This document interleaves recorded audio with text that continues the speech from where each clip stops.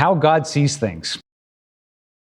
Hi, welcome back to our Director's Cuts. As we were in Daniel chapter 7 on Sunday, one thing I wanted to bring of note that I think is really interesting, but was probably just a little too much to fit in on the message yesterday, was that if you recall that it was about the four beasts were representative of the four kingdoms yet to come. Really interesting. If you didn't see yesterday's message, I encourage you to go back and watch it. You will learn how God has prophesied how the empires of the earth will exist until the very end when Christ comes back.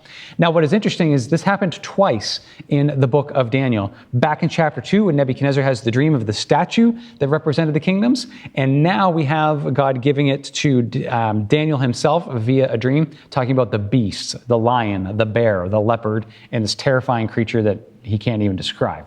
And so with that, what I want to bring to highlight to you is do you see yourself the way God sees yourself? And do we look at the world the way God does? Perspective is everything. Think about this, as those visions went through Nebuchadnezzar's mind about the statue, very noble, majestic looking, all about man. What did God see of those kingdoms? Beasts. Where Nebuchadnezzar looked and he saw something glorious for people, God looked and saw that these were empires that had no conscience, that were brutal, that were beasts, and that is the way that God viewed them, not after his own heart. So it is interesting for us to look at. There may be people that we idolize. There may be people that we revere that appear to have conquered the world by the tail, but are we seeing through God's eyes? We should be looking to learn from the humble. We should be looking to learn from those who love the Lord and who don't let the ends justify the means. In fact, for the Christian, the way we do things is also why we do things.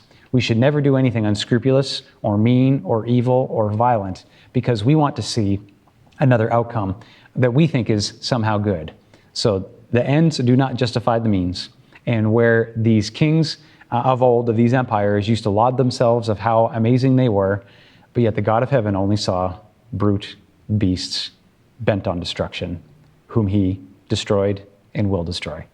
So I hope this helps you to understand a little bit more about us praying to get into the head of God so that we can know his will and know how to perceive the things around us. Well, thank you for tuning in. God bless you. Have a great day.